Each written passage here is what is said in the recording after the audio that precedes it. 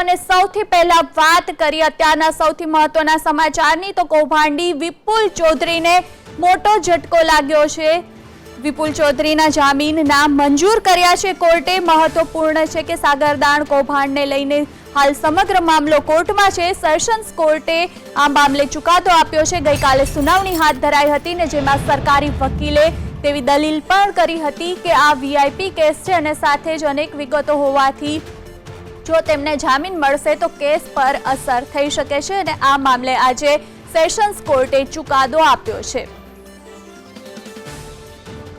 તો હાલ અમારી સાથે લાઈવ જોડાયા છે કલ્પિન ત્રિવેદી। કલ્પિન, વિપુલ ચૌધરીને મોટો ઝટકો લાગ્યો છે કારણ કે કોર્ટે જામીન મંજૂર કર્યા।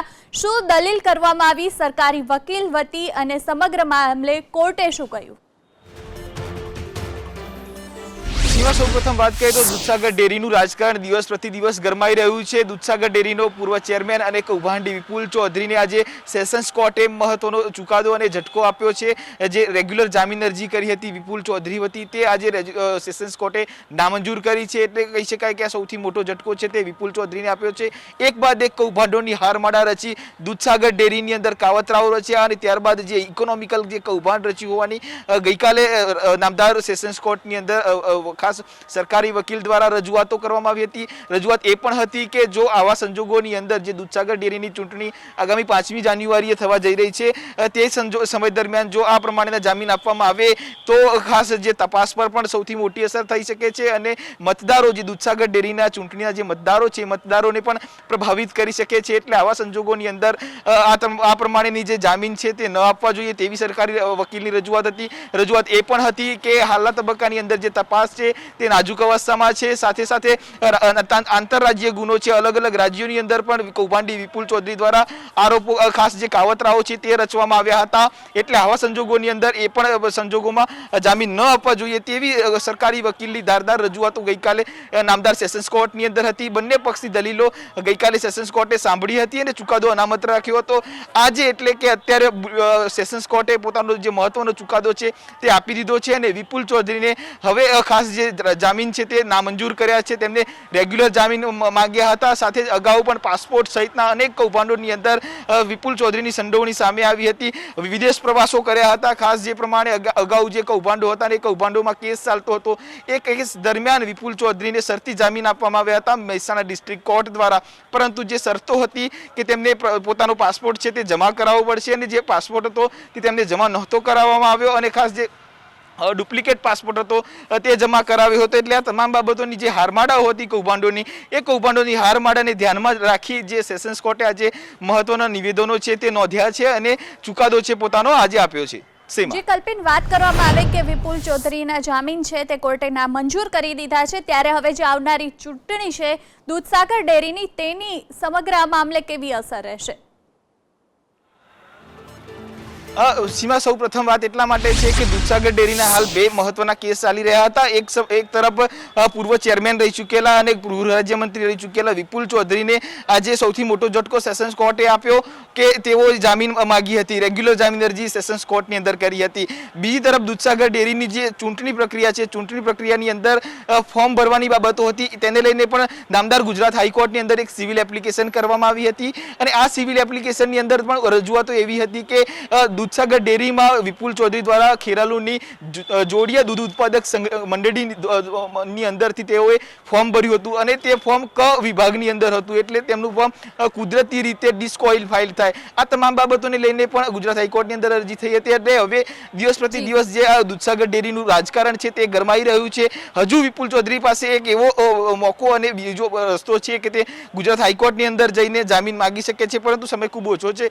એટલે હવે આ તમામ બાબતોની અંદર વિપુલ ચૌધરી આગામી દિવસોમાં તેના વતી એડવોકેટ વતી શું પગલાં લેવામાં આવે છે તેની પર સૌ કોઈની નજર છે। પરંતુ હાલ તો સેશન્સ કોર્ટે પોતાનો જે મહત્વનો ચુકાદો છે તે આપ્યો છે અને તેની જામીન અરજી છે તે નામંજૂર કરી છે। જી કલ્પિન, આપ અમારી સાથે જોડાયેલા રહેજો, આગળ પણ આપની પાસે આવીશું। હાલ અમારી સાથે મહેસાણાથી જોડાયા છે મેહુલ તુજરેજા।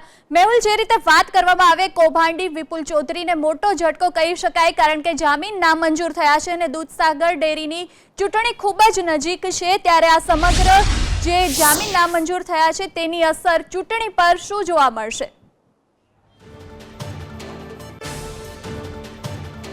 સીમા, જે પ્રમાણે જે વિપુલ ચૌધરીના જે કૌભાંડો બહાર આવ્યા ત્યારબાદ તેને જેલમાં મોકલવામાં આવ્યો અને સૌથી મોટી જે વાત છે કે જે પ્રથમ કેસની અંદર જ તેને આ પ્રમાણે જેના કોર્ટ દ્વારા જે જામીન છે તે નામંજૂર કરવામાં એક પ્રકારની જે સફળતા પશુપાલકોને કહી શકાય. અત્યારે મારી પાછળ મોટી સંખ્યામાં જે લોકો જોઈ રહ્યા છે, તમામ જે લોકો છે તે ખુશ છે, કારણ કે પ્રથમ જ જે કેસની અંદર વિપુલ ચૌધરીના જ્યારે જામીન ના મંજૂર થયા છે ત્યારે આગામી દિવસોમાં પણ વિપુલ ચૌધરીને કડક સજા થાય તેવી તમામ લોકોને એક આશા પણ જાગી છે. શું કહેશો, પ્રથમ જ જે જામીન મૂકેલા હતા અને એની અંદર આ રિજેક્શન આવ્યું છે?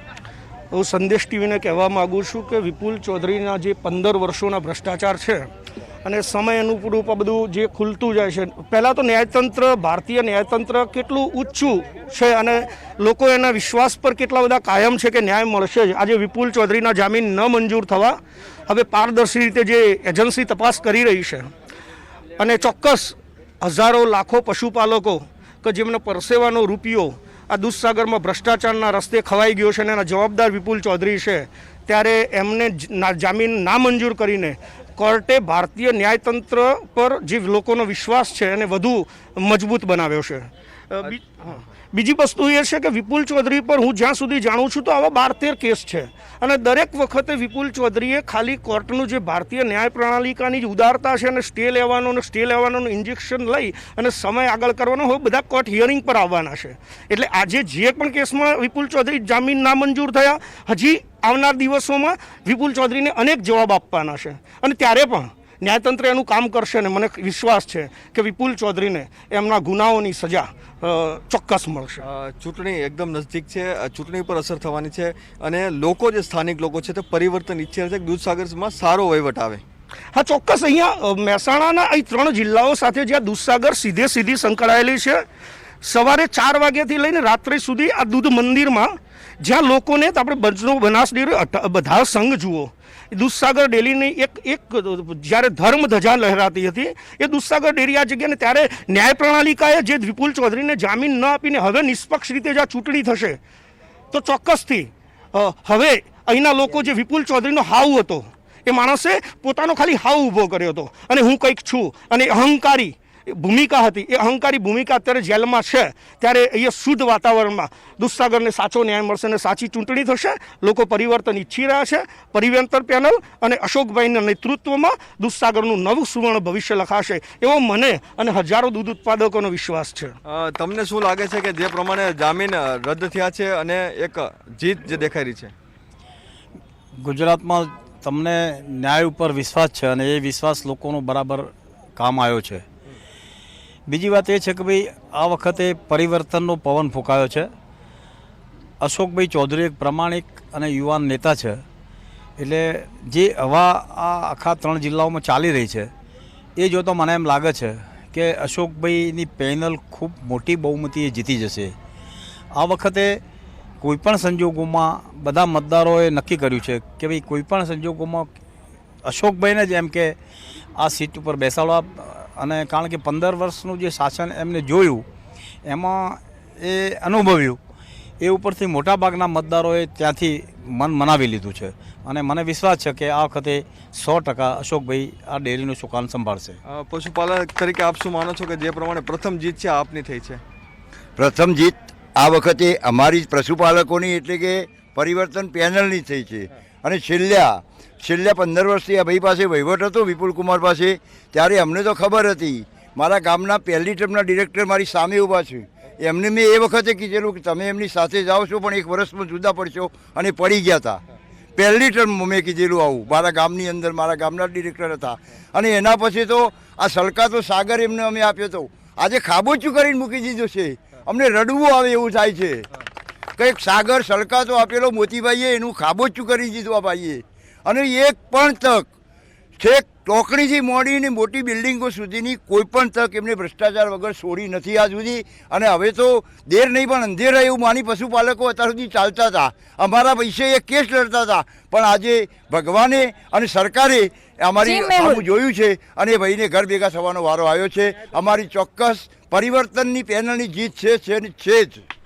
તો સીમા, જે પ્રમાણે અત્યારે ખુશી દેખાઈ રહી છે પશુપાલકોમાં, કારણ કે જે પ્રથમ જ જે જામીન અરજી છે તે રદ કરવામાં આવી છે અને રિજેક્શન જે થયું છે, ત્યારે આ તમામ જે લોકો છે તેના ચહેરા ઉપર એક આશા અને દેખાઈ રહી છે. જી જે આભાર મેહુલ અને કલ્પિન આપ બંનેનો જોડાવા માટે.